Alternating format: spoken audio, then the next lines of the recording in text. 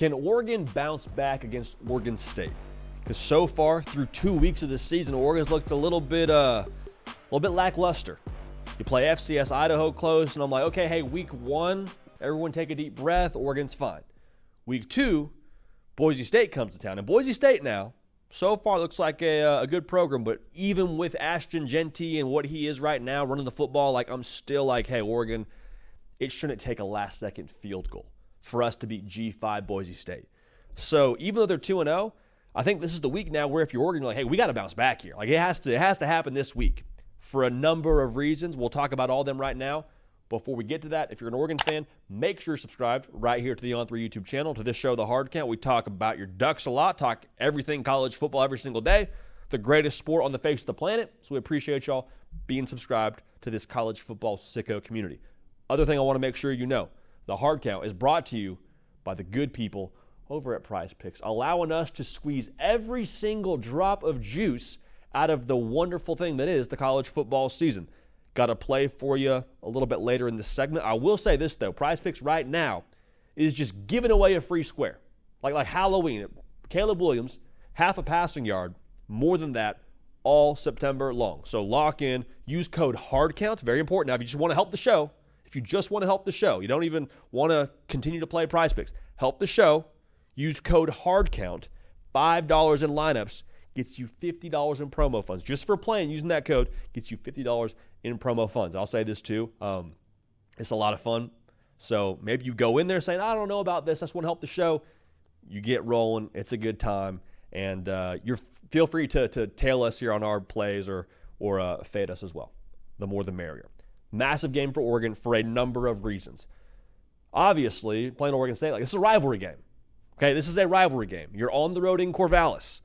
If you can't get fired up and play your best football against your rival, I don't have a lot of confidence going forward here that Oregon's going to find some magic switch to flip and they're going to find their stride in November. I think this is the game now. Through it'll be 12 quarters at the end of this one where Oregon has to find that gear that we have been expecting them to have to this point in the year. Now, notice what I didn't say. I didn't say Oregon has to be a finished product. I didn't say they have to be perfect. I didn't say we're defining Oregon from this game. But I want to see a little bit of that sense of urgency for all the reasons I just mentioned. I said this throughout this week. I'll say it again. I firmly believe that Oregon has issues. I don't think they have problems. Problems is you need to acquire some solution that you don't currently have. I think issues you can work through. And what I just said, through 12 quarters of football, at that point, I think that should be enough to where you can start to at least see some progress in fixing those issues. You don't have to have them all sorted out, but just show me in this game against Oregon State, a team where, quite frankly, your roster is substantially better than. Show me that you have that extra juice here in this spot. All right?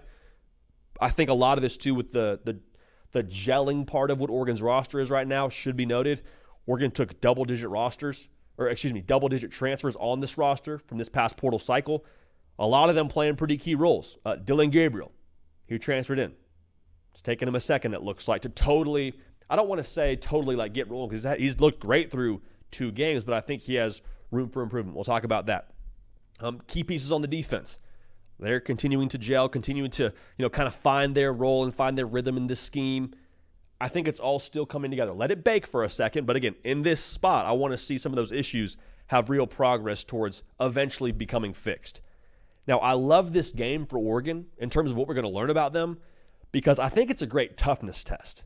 And I'm not questioning if Oregon's tough, but we have seen them have a couple of issues now on the line of scrimmage.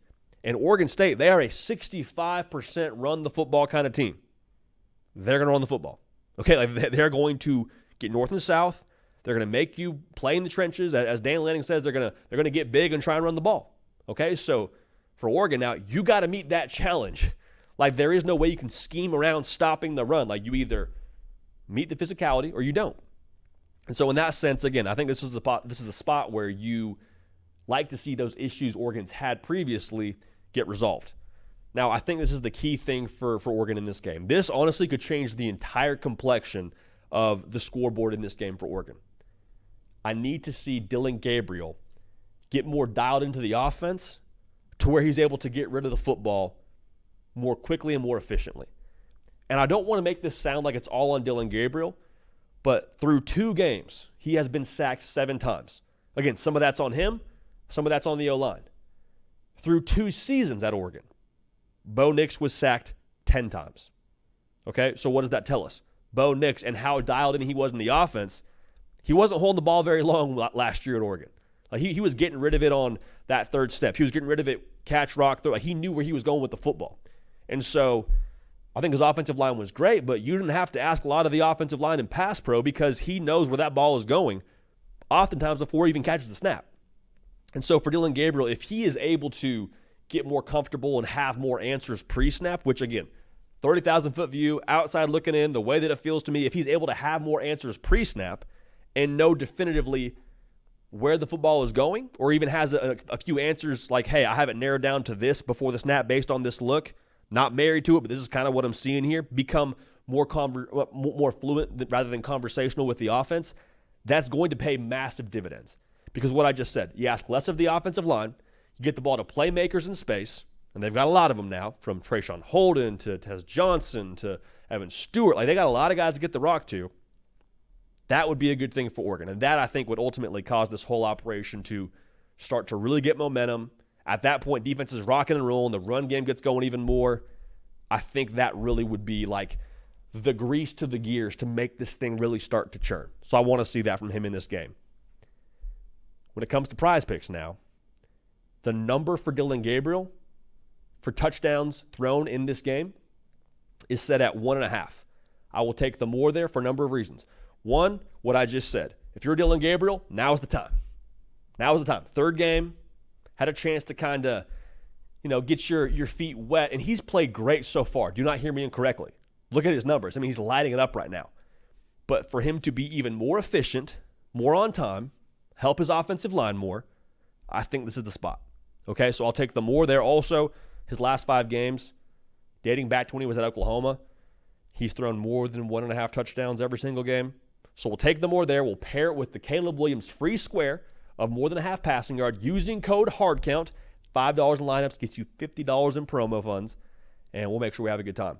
But I'm expecting now for Oregon to bounce back. Rivalry game, draw a line in the sand, on the road. Going to be a little bit uncomfortable in terms of what Oregon State brings to the table running the football, but you find out who you are when you're uncomfortable. And I think Oregon's a really good football team. I think they'll respond, and I cannot wait to see it. Make sure you're subscribed. We appreciate y'all. We love y'all. We're going to keep this party rolling, and we will see y'all next time. Hey, y'all. Thanks so much for watching. Subscribe to the channel here to make sure you don't miss an episode of The Hard Count. Also, be sure to check out other videos on the On3 YouTube channel.